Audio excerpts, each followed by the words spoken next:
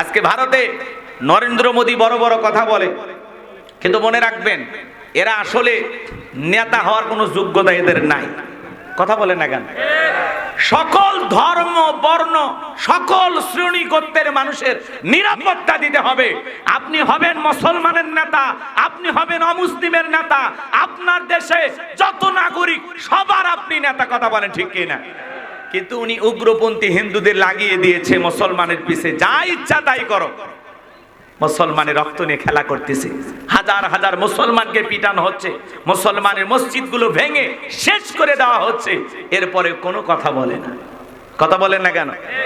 আর একজন অমুসলিমের উপরে নির্যাতন জুলুম হয়ে গেল, বিশাল ব্যাপার, পুরো পৃথিবী তখন ঘুম ভেঙে যায়। আর পুরো পৃথিবীতে লক্ষ লক্ষ মুসলমান মারা যায়, একটা নেতার ঘুম ভাঙে না। কথা বলেন ঠিক কিনা? এই হলো আজকে অবস্থা। মানে মুসলমানের রক্ত এটা তাদের কাছে রক্তই মনে হয় না, মুসলমানের জীবন তাদের কাছে জীবনই মনে হয় না। কথা বলে ঠিক কিনা? মুসলমান মারা গেলে বলে সন্ত্রাস মারা গেছে। কথা কয় না কেন? এই হলো পৃথিবীর বিশ্বের বড় বড় নেতাদের ব্যবহার। রাগ করতেছেন আপনারা? ভারতের মুসলমানেরা কি খুব বেশি শান্তি আছে? শান্তিতে আছে? রাগ করেন না। ভারতে অসংখ্য মসজিদ মাদ্রাসা ভেঙে ফেলে দেওয়া হচ্ছে। কথা বলেন ঠিক কিনা? গরুর গোশত হোটেলে রাখার কারণে মুসলমানকে ধরে পিটানো হচ্ছে। কথা বলেন ঠিক কিনা? গরুর গোশত খাওয়ার অপরাধে আজও মুসলমানকে হত্যা করা হয়। মুসলমানের মসজিদগুলো ভেঙে ফেলে দিচ্ছে, মাদ্রাসাগুলো ভেঙে দিচ্ছে। কথা বলেন না কেন? ভারতের সম্পদের 3 ভাগের 1 ভাগ হলো মুসলমানদের। আল্লাহু আকবার বলেন। পৃথিবীতে অনেক দেশ আছে যেই দেশেই একটু মুসলমানেরা মাথা ছেড়ে উঠতে চায়, একটু মুসলমানদের সুদিন ফিরতে চায়, ওই দেশে আবার জালেম শাসক আসলে মুসলমানদের চলার পথকে থামিয়ে দেওয়ার ষড়যন্ত্র করে। কথা বলেন ঠিক কিনা? ভারতের যে অপকৃত সম্পদ, যেটা বিভিন্ন ধর্ম বিভিন্ন গোষ্ঠীর লোকেরা হাজার হাজার বিঘে জমি অক্ষ করে গেছে মসজিদের জন্য, মাদ্রাসার জন্য, সেই জায়গাগুলোর উপরে নজর পড়ে গেছে। এই জন্য যেই জায়গাগুলো অক্ষকৃত জায়গা, যেখানে মসজিদ মাদ্রাসা হয়েছে, এগুলো ভেঙে ভেঙে তারা নিয়ন্ত্রণ করতেছে, উগ্রপন্থী হিন্দুরা। কথা কয় না কেন? ভারতের যে সম্পদ তার 3 ভাগের 1 ভাগ এই অক্ষকৃত সম্পদ। মানে বিভিন্ন মসজিদ মাদ্রাসা এবং মন্দিরের জন্য মানুষ এই জায়গাগুলো কি দিয়ে দিছে। সেই জায়গার উপরে নজর পড়ছে নরেন্দ্র মোদীর। তো যাই হোক, সে বিতর্কিত বিল আপাতত স্থগিত করা হয়েছে। ভবিষ্যতে যে আবার নাড়াচাড়া দেবে না তার কোনো গ্যারান্টি নেই। আজকে পুরো পৃথিবীর দিকে তাকায় দেখেন, মুসলমানেরা শান্তিতে নাই। কথা বলেন ঠিক কিনা? এই জমিনেও যারা ছিল তারা কি মুসলমানকে ভালো রেখেছিল? রাখে না। তারাও মুসলমানের রক্ত নিয়ে খেলা করেছিল। কথা বলেন ঠিক কিনা?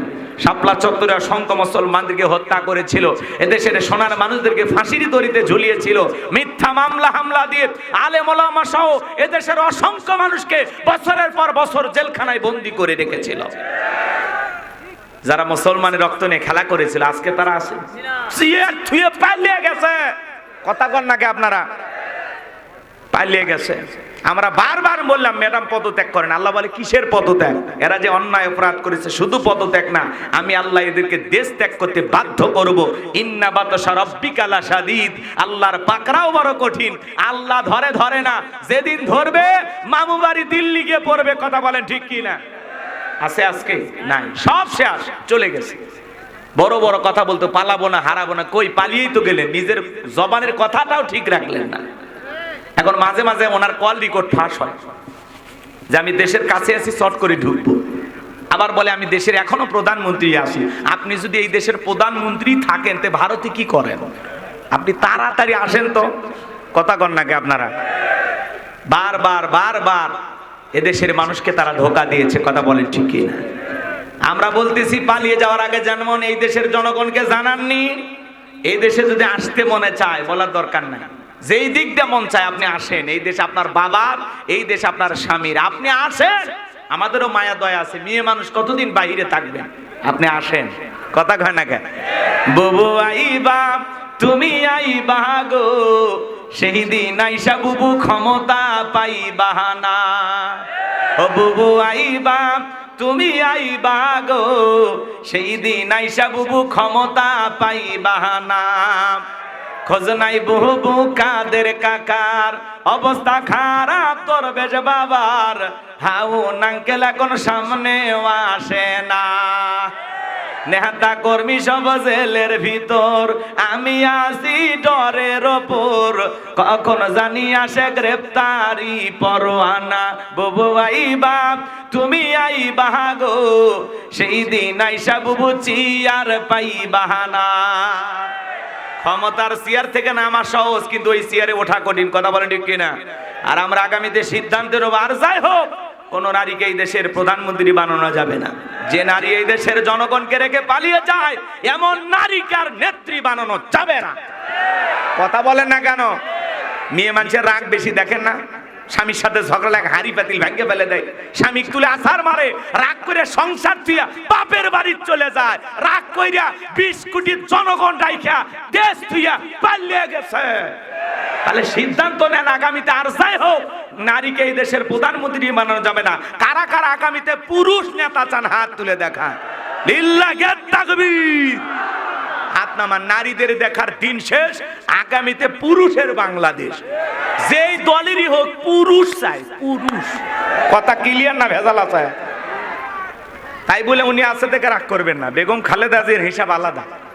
কারণ উনি কখনো এই দেশের মানুষকে বিপদে ফেলে পালিয়ে যায় না। জেল খেটেছেন, অসুস্থ হয়ে দেশে পড়েছিলেন, দেশ ছাড়েনি, বাপের বেটি। ওনার হিসাবই আলাদা, কথা কন। ওনার সাথে এনার হিসাব যায় না। আল্লাহ দেখেন কি সম্মান দিয়েছে, রাজকীয় ভাবে বিমানে চড়ে বিদেশে গেছে চিকিৎসা নেওয়ার জন্য, আর একজন ভাঙ্গা হেলিকপ্টার নিয়ে পেলে গেছে। কথা কন ঠিক কি না? ভাঙ্গা হেলিকপ্টার নিয়ে চলে গেছে, ভাঙ্গা, খালি কোনো মতে ভারত পৌঁছেছে। আর একটু দূরে যাওয়া লাগলে ওটা আসমানে একটা ঘটনা ঘটে যেত। আল্লাহ ভাষাইছে, কথা কয় না কেন? রাগ করতেছেন? তা আমরা বলতে চাই উনি তাও হেলিকপ্টার পাইছে। আগামীতে যদি কেউ জুলুম করে এরকম পালাইতে চায়, হেলিকপ্টারের পাকাও খুঁজে পাবি না। কথা কন ঠিক কিনা?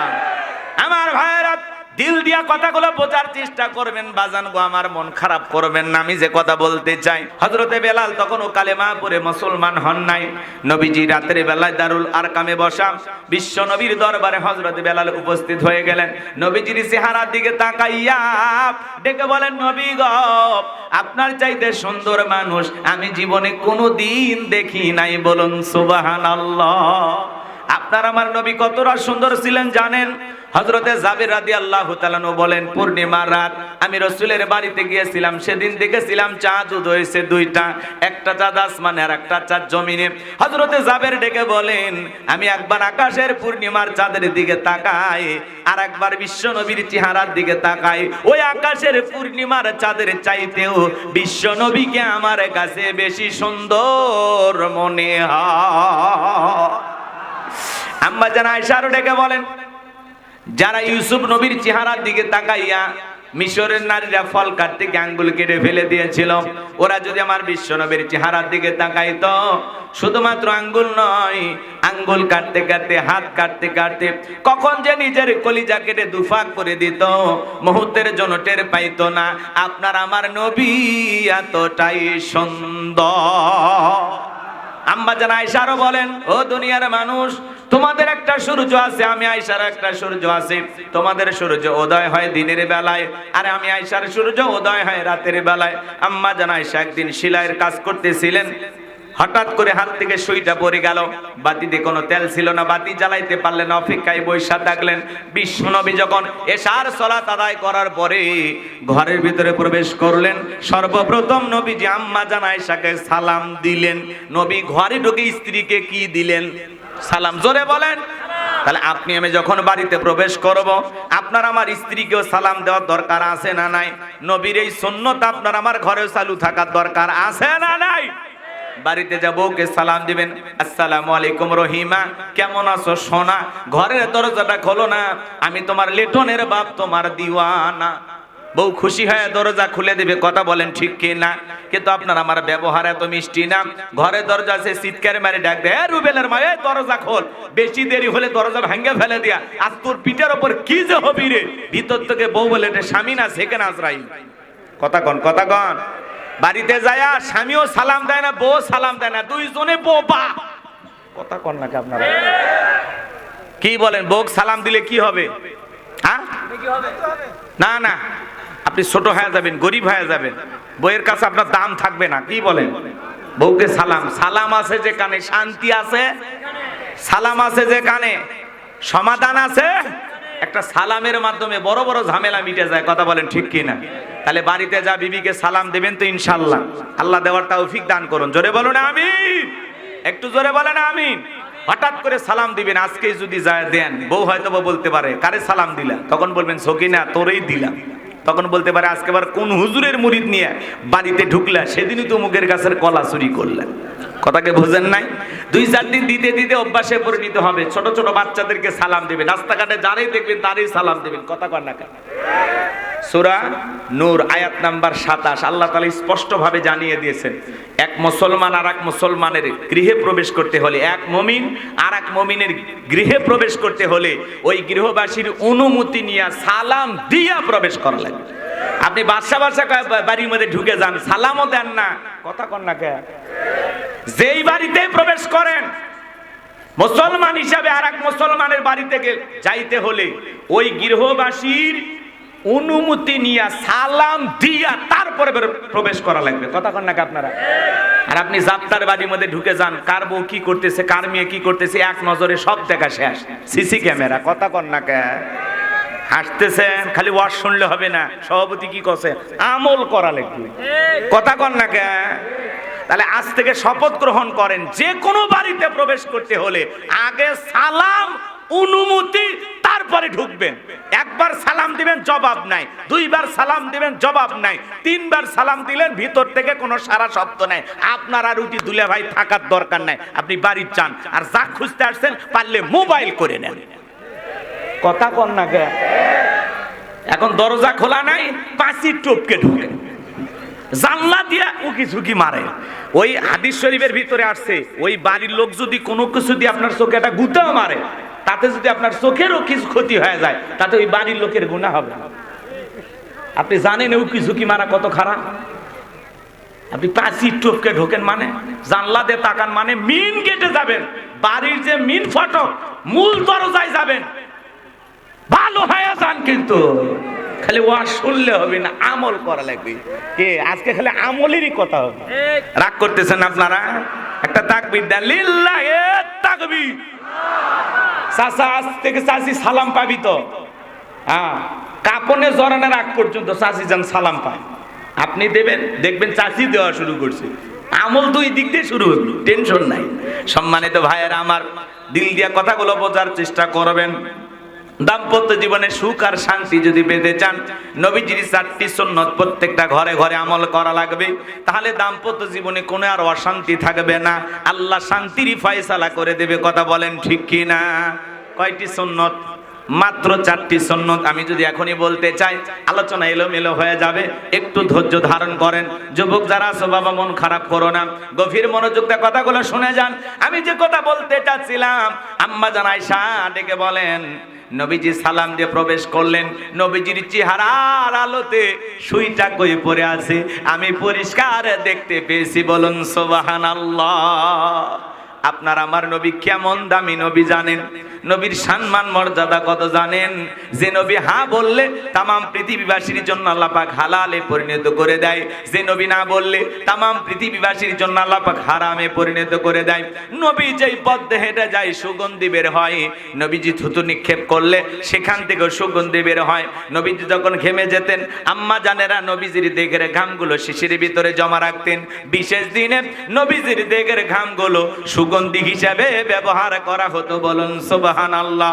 হযরতে আনাস থেকে বলেন, নবীজির দেহের ঘামের চাইতে দামি সুঘ্রাণ আমি জীবনে কোনোদিন নাকে পাইনি। বলুন সুবহানাল্লাহ। নবীজি ওযু করলে ওযুর পানি দিয়ে সুগন্ধি বের হয়ে যায়। সুবহানাল্লাহ বলেন। কেমন নবী পাইছি জানেন?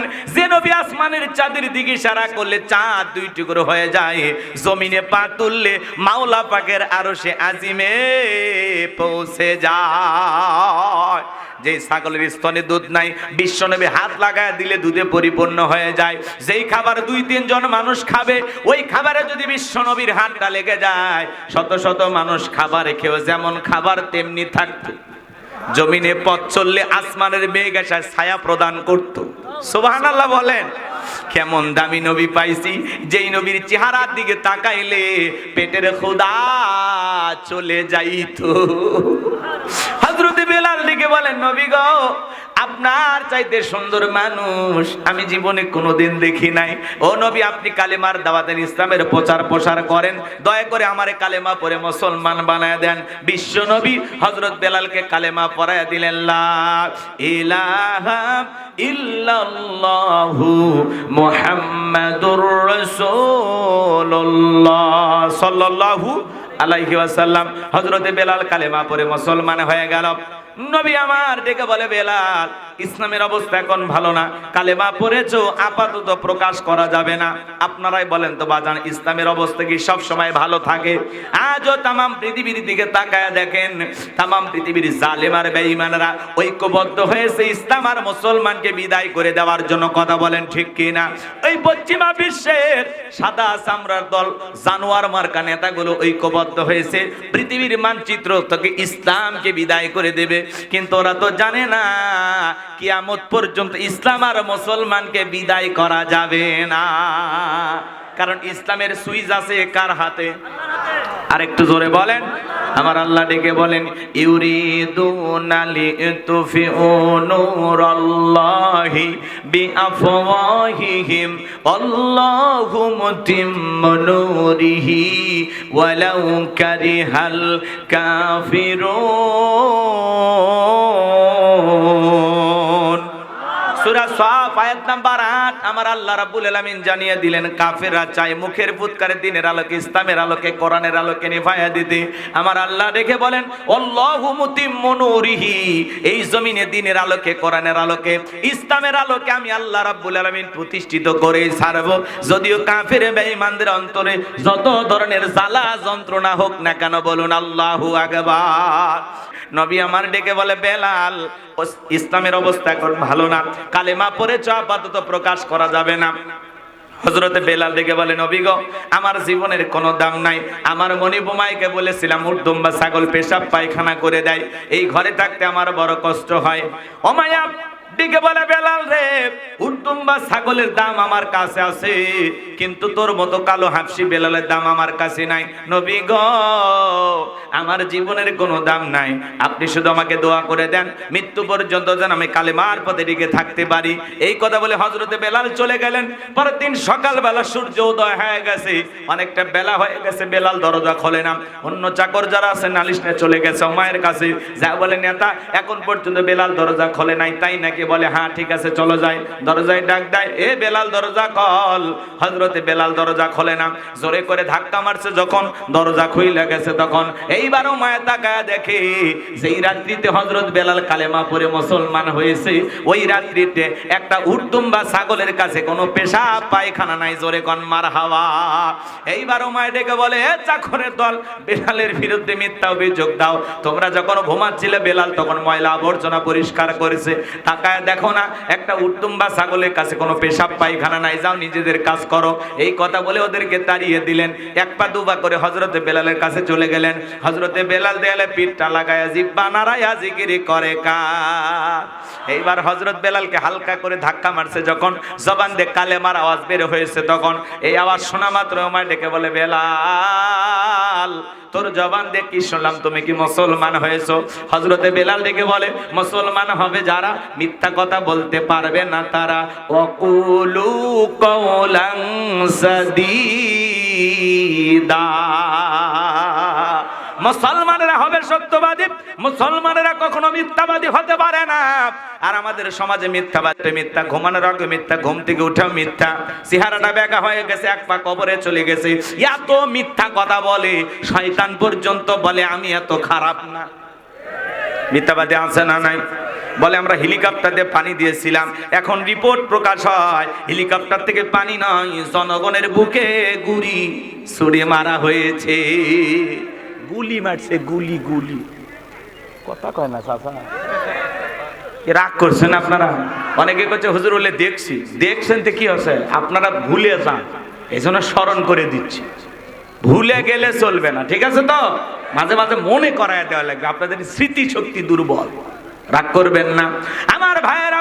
আমি যে কথা বলতে চাচ্ছিলাম গভীর মনোযোগ দিয়ে শোনেন। ওমাইয়া ডেকে বলে বেলাল, তুমি যদি চাও উট দুম্বা ছাগলের মালিক বানায় দেব, থাকার জন্য ভালো জায়গার ব্যবস্থা করে দেব।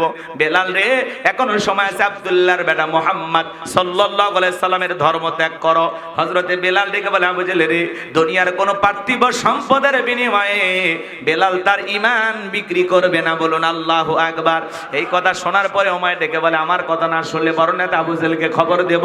হযরতে বেলাল ডেকে বলে কোন বড় নেতা ছোট নেতা কাউকে গোনার টাইম নাই, আমি দুনিয়ার কোন আবু জেহেলকে ভয় করি না, আমি ভয় করি আমার আল্লাহকে। আল্লাহু আকবার।